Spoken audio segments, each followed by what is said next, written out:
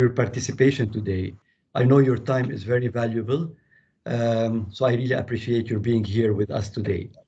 My name is Khalid Gerzuddin, and I'm the Director of International Member Service at UNFCU, and I'm based in Geneva, Switzerland. I'm gonna, as you can see from the screen, I'm gonna talk about how the best ways for getting your financial house in order.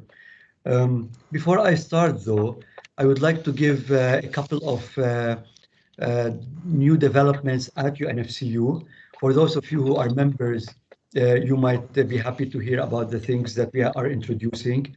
For those who are not members, I hope that you'll learn more about UNFCU and how we try to keep improving our products and services. So two things that we introduced recently is that, first of all, by using your mobile money transfers in your digital banking at UNFCU, you can now transfer money from your UNFCU account to a secure electronic account that is linked basically to your recipient's mobile phone number anywhere in the, in many places in the world.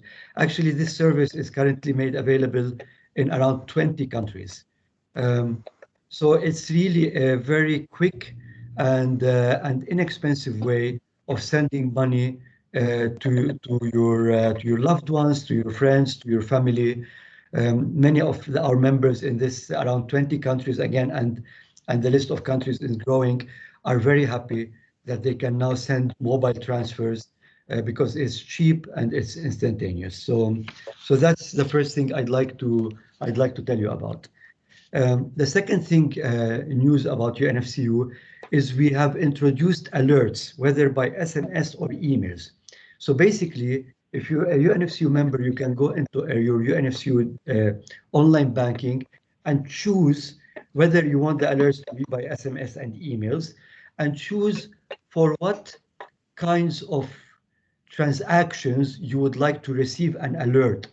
For example, if your share certificate, if you have a time deposit, a share certificate, and it's nearing maturity, then you can choose to receive an alert to remind you that it's maturing in case you want to make a decision concerning it before it matures. Or if you have a loan, you can receive an alert to remind you of your loan payment. But for me, honestly, most importantly, you can connect it to your credit card and your debit card, and you can set it so that you can receive an alert anytime your card is used. And this is really very important because actually it adds a lot of security to your interaction, because you would like to know if your card is used, and anytime it's used or any kind of time there's a transaction in it, you will receive an alert. So those two things I wanted to tell you about: the email or SMS alert that you can set up, and the mobile money transfers through digital banking. And we always try to introduce new things for UNFCU. These are the two newest things that we have introduced. Getting your financial house in order. I have to say that I'm sure I'm talking to a group that is very knowledgeable about financial issues, and I'm sure you really know how to get your financial house in order. So I'm going to tell you from now that many of the things I'm going to talk about are things that you already know. But then you're asked, then why are you making this presentation? Well, basically, things that you already know, but things that many of us don't do. And it's important to remind you to do them. And again, during this age of COVID, working in a disrupted way, our lives already, have many things in them. We always forget to do the things that are important to get our financial house in order.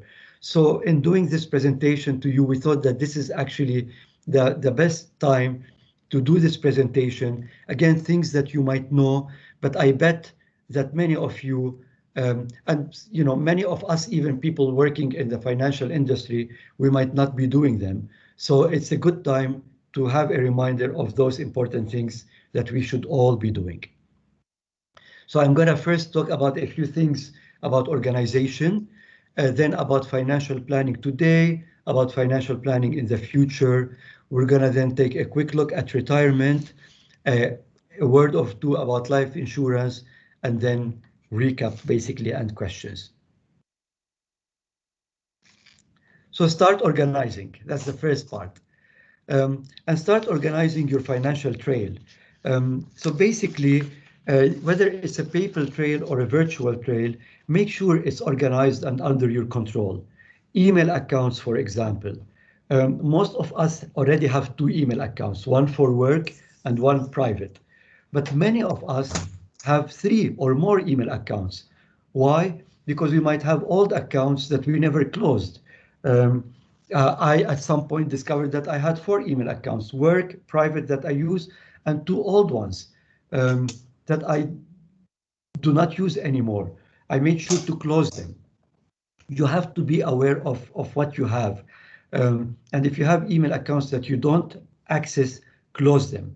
Um, because if you don't access them, maybe a hacker might access them, um, pretend it's you, send emails to others, and because you're not accessing it, you're not seeing what's happening. So really make sure you are controlling your email accounts. That's really very important. Social media, again, is an important thing.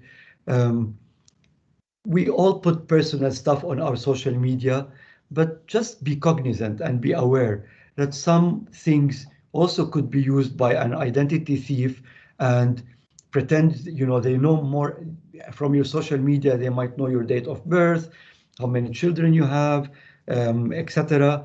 And then they be able to, pretend it's you if they want to, make any fraudulent attempt.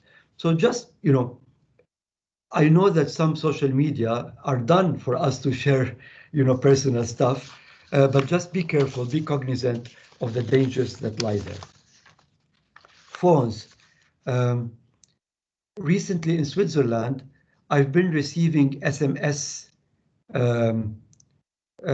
messages from a local Swiss number that is telling me that it's from my phone provider and asking me to click somewhere.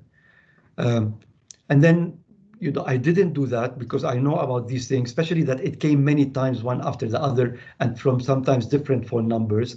Turns out it's a fraudulent attempt. People ask you to click here, and then when you click, they can, take hack your phone and take the information that's on it. So and with your computer, be aware that these two tools, your phone and your computer, they have so much information about you that it's really very important to protect them. And we take them for granted. We carry our phone everywhere. We put it everywhere. If we have a laptop, we take it and we go to places with it. Be aware that all your life is in there. So if somebody can take control of these things, it's a problem. So protect them well with passwords. Be careful what you receive on them. If you receive an email saying open here, they might be able to hack your computer. I'd rather not respond to an email I don't know its source and then lose that, that purpose of that email, than take the risk and click off on something I don't know. Now for the statements and documents, this is again easy, but not all of us do it. Make sure all your documents are in one place. Make sure they are saved, whether it's online or whether it's paper documents, they're put in one place. With insurance policies, be aware what insurance policies you have and what do they cover. Do you have overlapping things? Sometimes we all have overlapping things that we can save money if we don't let them overlap. Sometimes we are underinsured, other times we are overinsured. So also look into that. Look into your investments. Do you have investments or do you need investments? Um, I'll give you an example. At UNFCU, we see really a lot, a lot of money that people put in their UNFCU savings or checking account. It is good because UNFCU is a very safe and secure place to put your money. So people see UNFCU as um, safe haven to put their funds in. On the other hand, our savings and checking account, and I have to say it, for example, don't give a high interest rate. So this money is sitting there, but with inflation going on, etc., it might not be gaining any value. It's safe, it's secure, um, but maybe if you talk to a financial planner, whether at UNFCU or any place else, and say, I have this money lying there, they can help you take more advantage of the funds that you have. Um, I sometimes, I mean, for all the presentation that I'm doing today, sometimes if I want to buy a jacket, um, I go to 3 places and I spend 1 hour to choose. But then when we think about our money, our insurances, our funds, etc., we don't spend 1 hour to sit with a financial planner and say, what can we do about that? So no, give time to that. It's important. It's something that we usually neglect. Please, this is a reminder to give time to that. Identify the people that will help you with the things that you have. You don't, we don't all need an accountant, but we might need somebody to help us with our taxes. We don't all need a lawyer, but we do need to write a will. We have to make sure we have a will. We don't want our loved ones after we pass away to be encumbered with whatever we have. Um, and again, the will is done usually through a notary or through a lawyer or directly with the, depending on the country you're in, directly through the official authorities. But think about that. And making a will, it's not about being wealthy. You don't have to be a millionaire to make a will. Making a will is also about, you know, saying what you need to do with the things that you have. You might have jewelry at home, um, which you're not thinking about, and then, you know, a mother might want to give something to a daughter and something to a son or whatever. So make sure that you think about these so that you don't create problems after you pass away. Think who's your executor is, who's the person who's going to take care of things after you pass away. And again, I spoke about financial planning. If you have funds, if you have money, if you don't have money, but you want to create a budget, you want to save, if you want to plan for the future, talk to a financial advisor. Usually a financial advisor will sit with you complimentary for free at first to look at your situation, to discuss with you your needs, and then if there are investments to be done, etc., there might be costs allocated. But it's worth it to sit with a financial advisor and say, look, I'm retiring in 7 years. I have children who are young. I want to save for their university, etc., and then plan in advance. Why don't you ask professionals to help you with what you have? Passwords. This is very, very important, and we don't always think about it. And I give you an example of me and my wife, actually. Um, so we both did not know how to manage our passwords properly in the past. My wife had a separate password for almost everything she did. So she had a password for her bank, a different password for her email account, a third password for, online shopping that we do for our children, for example, a fourth password for an app on the phone, a fifth password, etc. And then every time she needed to access something, she had a list that she had needed to look at which password is which. Now, her method is extremely secure because if somebody discovers one password, they cannot discover the other. At the same time, yes, you should have your passwords recorded somewhere, but recorded somewhere where another person knows it in case you're away or something, but not somewhere where it has to be handy and everybody sees it, etc. On the other hand, the way I was doing it, I had one single password for my bank, for my online shopping, for my email, for the apps on my phone, which isn't secure at all. Because if there's a weak link, if somebody can access the app and discover my password, they would know all my password, the same password that I access everything. So think about that. Organize your passwords. My advice is to have only 2 to 3 passwords simultaneously. which you change every once in a while. But the 2-3 passwords work like that. You will have one password for your bank and financial institutions, and this is you don't do it for anything else. Another password for places where if people access, they might have information about you, like your email account, for example. And a third password that you can use for, an online game or something like that, um, which where there's no financial information, of course. So things like think about organizing your passwords in a good way, and think about how if people can access one password, they shouldn't be able to know the password for the thing of a higher level of higher importance. A few words about financial planning for tomorrow and for today. Um, so think about your actual situation. What is your monthly income? And many people, if you ask them, they haven't done their monthly income is not memorized. They can't remember it off their head. Think about your expenses. Is there a gap? Are you able to save money, or are you spending more than you save, or are you reaching the end of the month and really, squeezed and cannot spend any more? Think about the future. Again, as I mentioned, are you retiring? Don't think about retirement planning only 2 years before retirement. That's not good. The retirement planning should be done 7 to 10 years before. Most people don't do that. Think about it early on. Um, Start investing for your children's education, and uncover potential financial pitfalls with estate planning or with other things. So basically, think about the future. And again, my best advice is really try to talk to a financial planner, not because you have investments to do, but because you want to plan for the future, and plan actually your current situation. It's good to talk to a financial planner. Budget. Every financial planner I talk about to, my colleagues at UNFCU tell me, do you have a budget? Set a budget. You need a budget. Not many of us have a budget, and many of us who start a budget don't continue it. I can't say enough how important a budget is.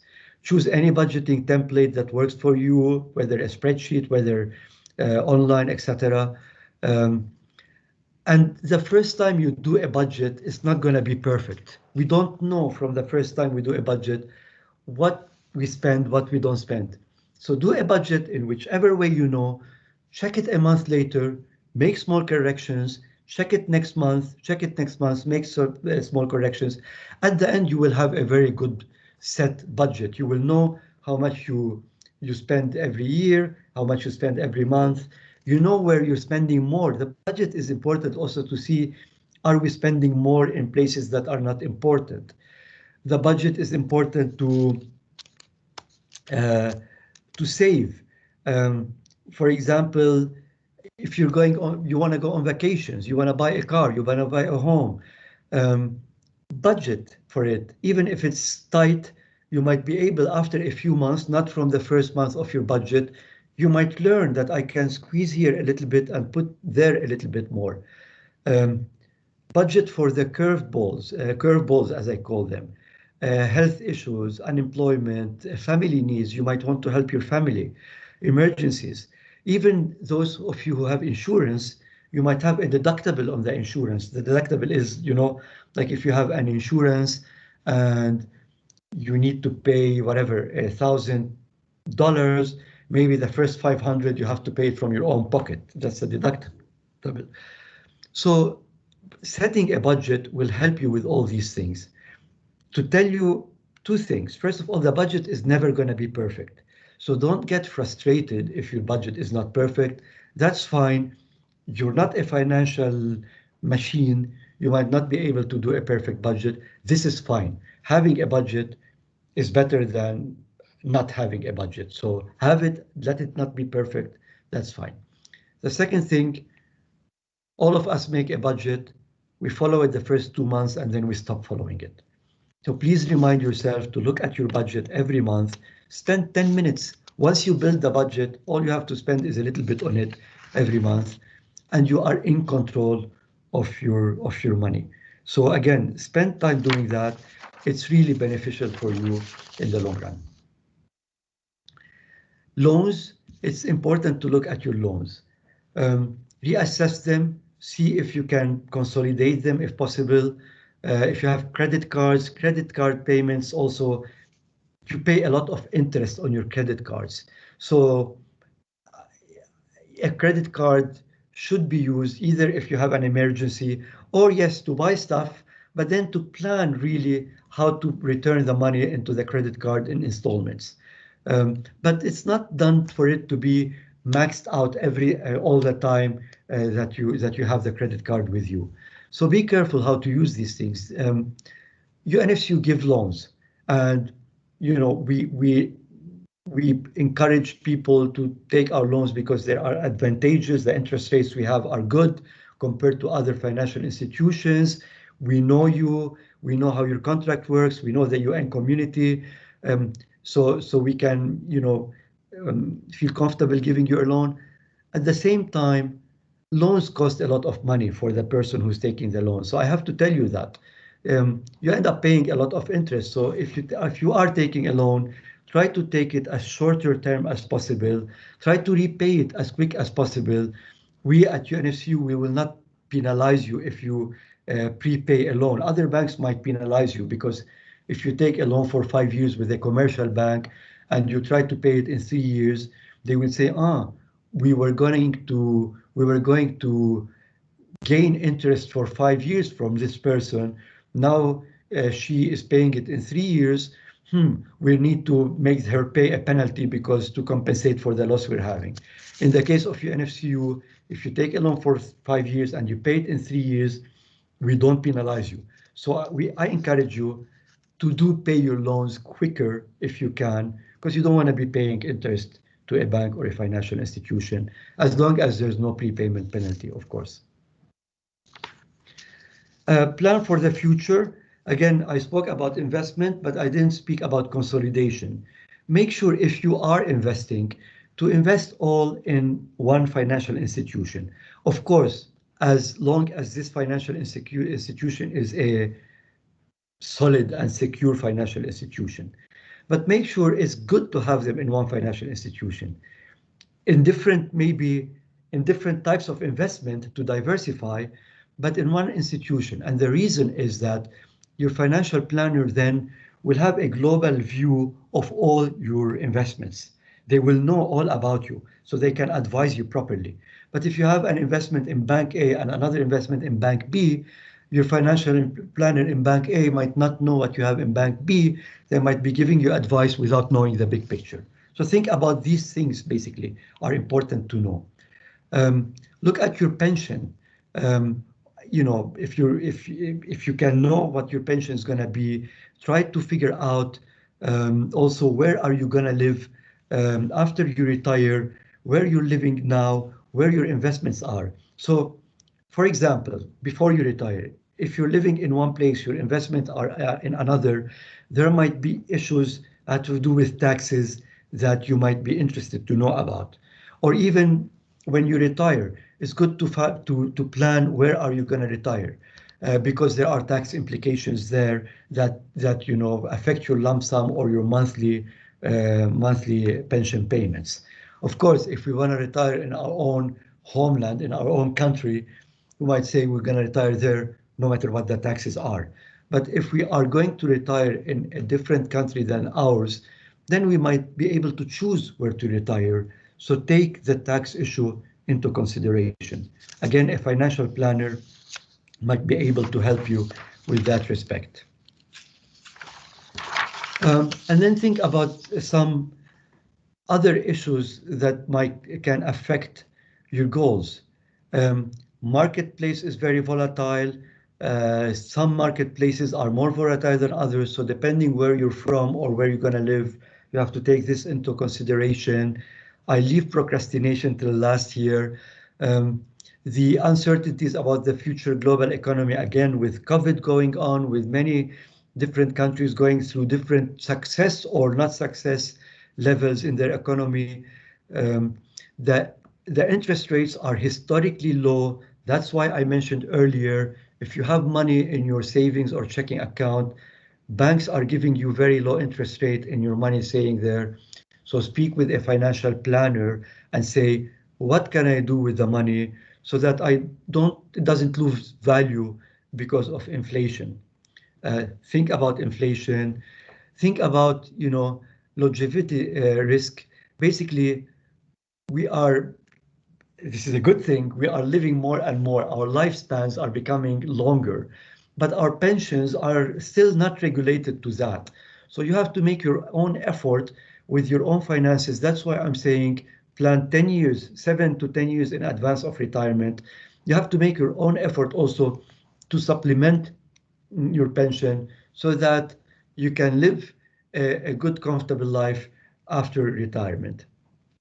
And then you should think about the health risks that come and the medical expenses that come, about the deductible I mentioned, about the insurances you have to take. Estate planning, um, plan what will happen for your loved ones after you pass away. Again, if you don't have a will, prepare a will. They might have, expenses related to your funeral. I mean, I don't want to talk about these negative things, um, but then um, they might they might want to. Um, what I'm saying is, even if you don't have a, that's what I wanted to say, even if you're not rich, you don't have a fortune to give, plan, do some estate planning and see what you want to give to your loved ones after you pass away, and then how you would like them to plan their lives after you pass away. And one thing to say, do I have dependents? Are my loved ones still dependent on me financially or not? Things like that you have to think about. And it's connected to life insurance. So for example, I mentioned the final expenses if you pass away, housing expenses. So your family will still have expenses after you pass away. So it's very important to have some kind of life insurance. Um, Again, are they still dependents? For how long will they still be dependent? So, you know, do you have young children, or do you have older children that are in the university now and soon they'll find a job, hopefully, and they will not be depending on you anymore?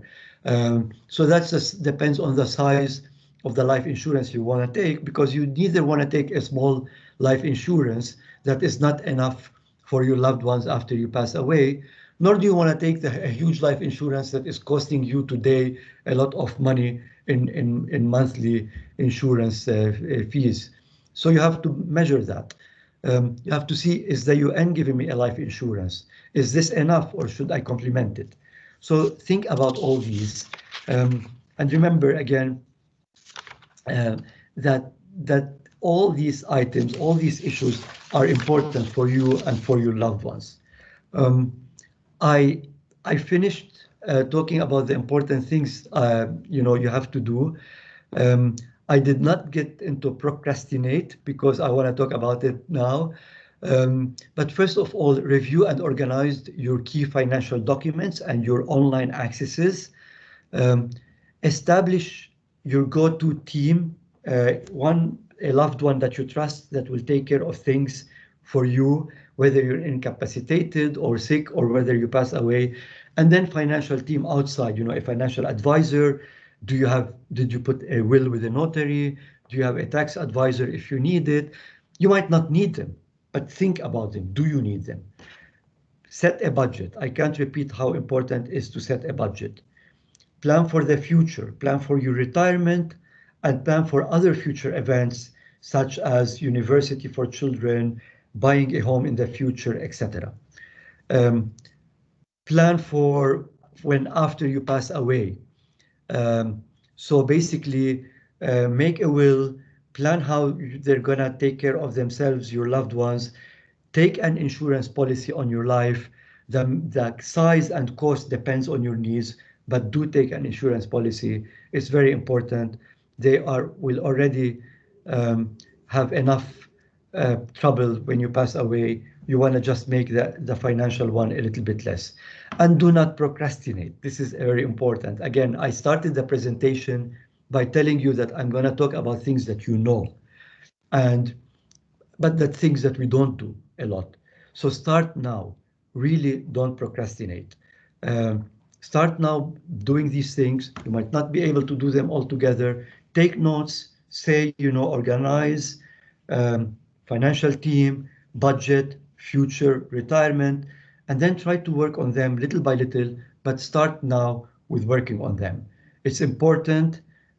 Life comes, passes quickly by us, and we all work very, very, very hard, but then we forget to take care of our finances and the important things that are connected to that. So please take good care of that. And I finished sharing with you um, how to keep your financial house in order, and I'll open the floor for any questions that you might have.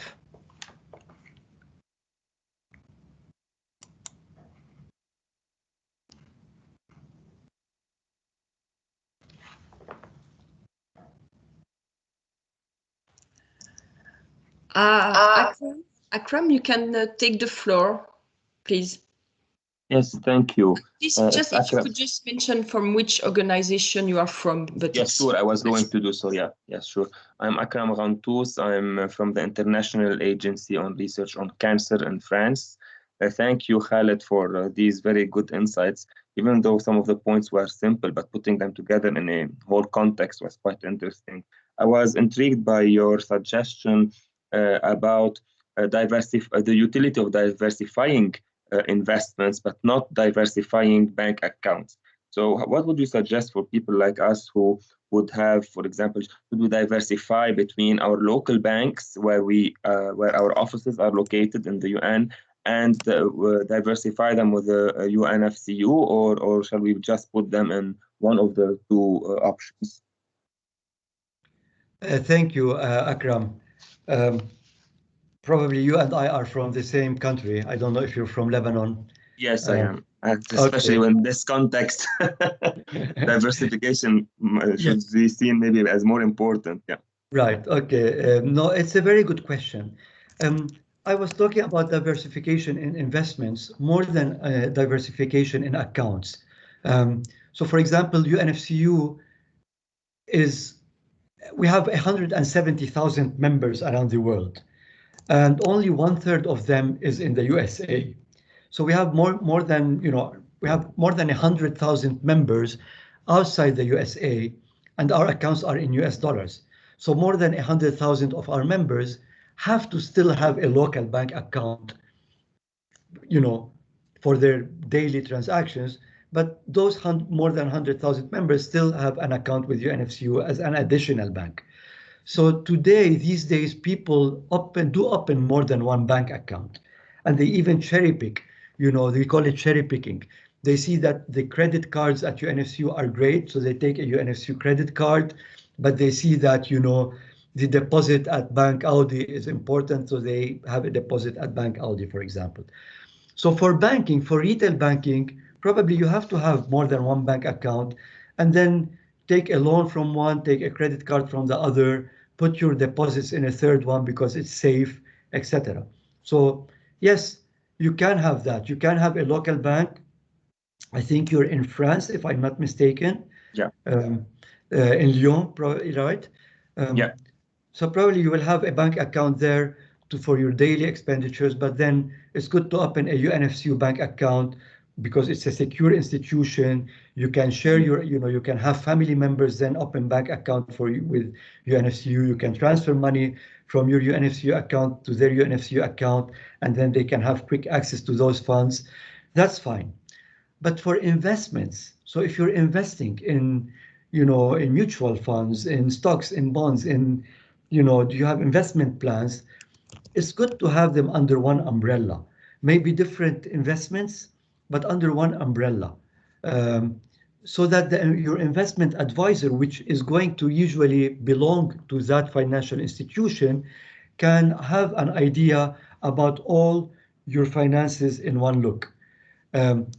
of course, you can quote unquote divert from there a little bit and say, all my investments are here, but I have, $10,000 in my savings in the other bank, and inform your financial advisor about that. It happens. But we see people that have investments in really 5, 6 places, and they can't control them. None of the places know about the other places. And when our financial advisor starts talking to them, we realize that some things might be overlapping, might be contradictory, some things might cost a lot, but they lost count of that because it was an older thing. It's good to have somebody to have a global look. I hope I answered your question. Yeah, and yes. very long You answer. clarified it. Yes, it was very clear. Thank you. Nizar, you can take the floor, please. Nizar, you raise your hand. Yes. Okay. Hi, can you hear me? Yes. Yes, Nizar. thank you. Hi, Khaled. Thank you very much for the excellent presentation and information. And also thanks for FICSA for organizing this. Very a quick question regarding the loan. What you mentioned about rescheduling the loan to get to pay less or interest rate. In Austria, we have very tricky things that if you want to reschedule, you have to pay more. So many people, they hesitate to do that. What is your advice on that? And also,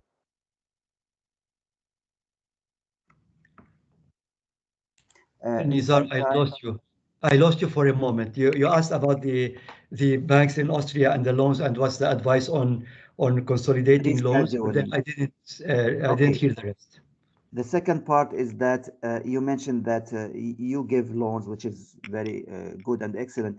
But do you, I know you mentioned earlier about this, but sometimes people, when they want to close their loans with the normal bank and come to you, they face sometimes difficulties in having the loan accepted by your institution.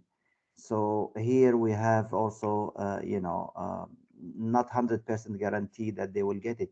So what is your advice first? Should they come to you and see if you will be able to help? And what is your role in giving advice on rescheduling the loan for people who are already member with your bank? Thank you. Thank you, Nizar, and good to see you, by the way. Thank you for giving the time to attend this presentation. Um, and I'm glad that people from OSCE are here as well. Nizar, good questions. Um, about consolidating your loans, it's important because, again, it's like the investment thing. Some people have different loans with different institutions, and then they end up not in control of these um, um, uh, payment requirements that they have at the end of every month. Um, so it's good to look at consolidating them. Now, having said that, yes, some banks might charge you a penalty if you want to close the loan with them. So you have to look closely at that. Some banks, you have to look closely at the conditions because some banks charge you a penalty no matter what if you close a loan with them. Other banks charge you a penalty only if you close the loan in the first 2 years of its life. But then if you close it later on, they will not charge you a penalty, for example. So different banks have different conditions. So my advice, if a person has different loans, look at the conditions, talk to the other banks and see what happens if I want to close the loan. How much will it cost me? Is there a penalty? Is there no penalty? Did I reach the stage where there's no penalty anymore? And then look at your UNFCU and see what are the loans that you might be able to take. Our interest rate might be less. So maybe even if you pay a penalty with the other bank, you're still gaining by changing the loan to another bank. I'm not talking only about UNFCU, but you might still be gaining by changing a loan to another bank that has a lesser interest rate. So yes, you have to take the penalty into consideration, ask the good questions at the other bank, make the calculation, look at the bank where you want to consolidate the loans, and you make the calculation. our member service representatives are really very knowledgeable. So if you do give them information, they will not have the information about the other banks. It has to be given by you. But basically, if you come with a document from the other bank saying, this is how much they told me I have to pay, we can do a loan simulation and enter that amount into our system and tell you how much you're going to pay if you take the loan at UNFCU. And therefore you can really have a comparison. Okay, my loan with the other bank is 5 years from now, this is how much I'm going to pay, or if I pay today, this is how much if I move it to UNFCU, and then you can make a comparison. We can help you. Definitely, one part of your second question is whether we can help do that. Definitely we can help do that. Now, accepting loans, and this is a UNFCU concerning question. UNFCU today, in the past, we weren't able to give loans in many countries. Today, we can give loans in almost all countries in the world, except a handful of countries. So there are maybe 4 or 5 countries where our board of directors, who are usually UN or related agencies, employees or retirees, they look at the financial institution that is UNFCU and try to see what is good for our members. And based on that, there are maybe 4 or 5 countries where we cannot provide loans because the inflation rates in these countries are extremely high. So if people take a loan with UNFCU, they might be able to pay it one day, they'll be in trouble the next day. And really, UNFCU is a non-profit institution. The problem is not that we're worried about people not paying the loans. The problem is people are owners of UNFCU. We worry about them getting in trouble. So there might be 4 or 5 countries where we cannot provide loans, but all over the rest of the world, the other 195 countries, we're able to provide loans. So yes, we can provide, and we provide different loans to different staff categories depending on their income, depending on the level, on the currency they're paid off. But we can provide loans in most of the countries in the world except a handful of countries. Thank you for your question, Nizar. Thank you, Khaled. Thank you. Thank you. There's no more questions so far, Khalid. Okay. I mean, please feel free. We still have time. If you have any question that you can think about, there are no. Sorry? No, I thought that someone was raising his hand, but no. Yes. Akram. Yes, it's me, since there is some room. Okay, please go ahead, Akram. So there's one question that I sent initially in the chat. It's about, you stressed the point, Khaled, about the importance of an financial advisor. Who could serve as such a for such a purpose? You mean like your bank consultant or an auditor, or what type of person would you think? It would usually be your bank consultant. The presentation today about getting your financial house in order, so I don't want to sell you UNFCU, but I'm at UNFCU, so I know what is happening here. At UNFCU, we have financial planners. We have people whose job is to talk to our members and plan with them how to organize their financial future. So if you're interested, you can get in contact with us and we can give you, put you in contact with a UNFCU financial planner of our partner financial planners, and they can work with that. And if not, you can talk to another bank and ask, do you have financial planners? I'm here to give good advice, and my good advice is to talk to UNFCU, not because I work here, but again, we're here to help. We're a nonprofit institution. Our concept is to help people. So if you need planning, again, whether you have a lot of money and you don't know what to do with it, or whether you do not have money and you want to plan for the future and budget and have some perspective, talk to a financial planner. The financial planners at UNFCU will sit with you free of charge at first, and they discuss with you, and until they will ask you about your needs, about your budget, about your life, about your what you expect in the future, and together with you they will provide some kind of plan. And then if you decide to invest in certain um, um, funds or something, those funds will have fees that you will be told about. But the advice and consultation is complimentary. So yes, I advise you to try to get in touch and find out with a financial planner what to do. Okay, thank you. Thank you for these insights. You're most welcome. We've got another question from Amidou from the Show in Brazzaville. Amidou, you have the floor, please. Thank you, Khalid. Good afternoon. Yes. How are you? Good, Amidou. How are you? Long time. You. We can't hear you very well, Amidou. You don't hear me? Well, not very well. Now, it's okay now? I'll make an effort. So if you can... Can you hear me now? We can hear you. Not very well, but we can hear you. Okay, that's fine.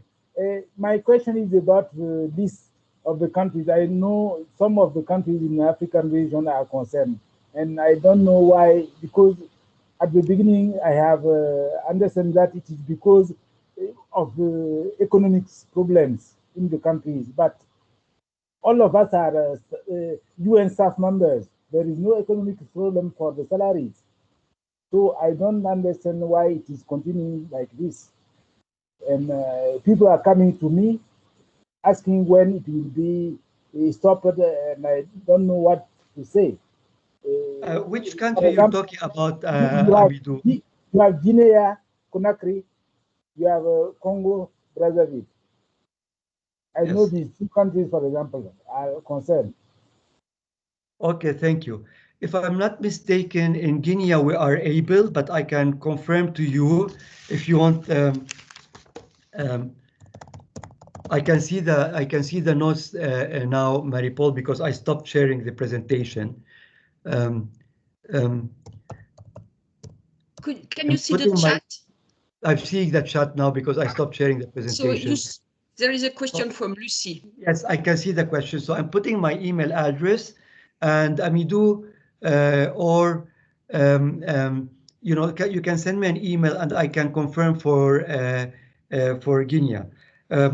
For Congo Brazzaville, I know that we are still not able to provide loans.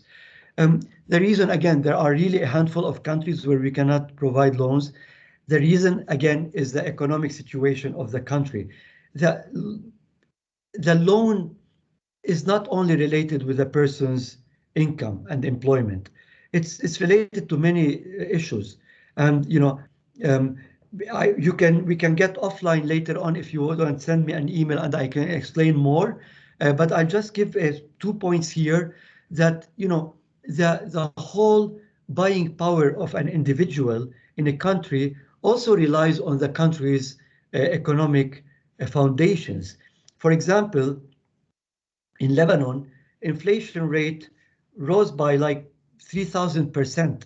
The prices hit the roof, for example. So if I had a loan and I have a certain income and I was repaying this loan, maybe after a while with the prices, even if I'm paid in dollars or even if but the prices are so high that my financial situation changed to the way it was before, and it might be more difficult. In some cases, it might become easier. I don't know. But the thing is that we have to look at the global, at the country's financial economic situation in order to make a decision. And right now, some countries, unfortunately, are going through situations where it's going to be a burden. It might become a burden for the person who commits for a loan to continue paying it for the next 3 years or 5 years. That's the main reason. If you want more details, send me an email because this is a specific issue. But I just wanted to give an umbrella reason for this presentation. Okay, thank you. Thank you very much. Thank you. Sorry? I will send the mail to you. Please do, and we can continue the conversation. Of course, Amidou. Okay. Thank you. So I saw a question about Guinea. I hope I answered it. So I saw the Akram, you already asked your question. I'm looking at the notes. I can't see many more questions in the chat. Any other question, anyone? I'll be happy to help. It's my job, but it's my pleasure. It's usually very satisfying to be able to, to share things with you. So please be free to ask me any questions that you have. Thank you, Nizar. I understand, of course. Okay, I see that there might not be any more questions. I have shared my email address with you. So if you need anything, send me an email. If you might need a specific UNFCU transaction, I might forward your email to an experienced member service representative who will take care of your UNFCU transaction. But if you have a question, like Amidou, for example, had questions concerning the strategic way we look at things, I will be happy to help you also with answering the email. So if you have no more questions, I leave the floor with you, Mary-Paul, and thank you again. Well, thank you for you, Khalid, to have conducted this session, which I guess was very informative for all the participants. The session has been recorded, and the presentation done by Khalid will be also shared with all of you in the coming days, sorry, because I need everyone's assistance to put the recording in a good place. So if you have any more question, we thanks Liz and Khalid, and thank you for attending this session. Thank you so much. Thank you, Mary-Paul. Thank you, Liz, and thank you everyone for your time.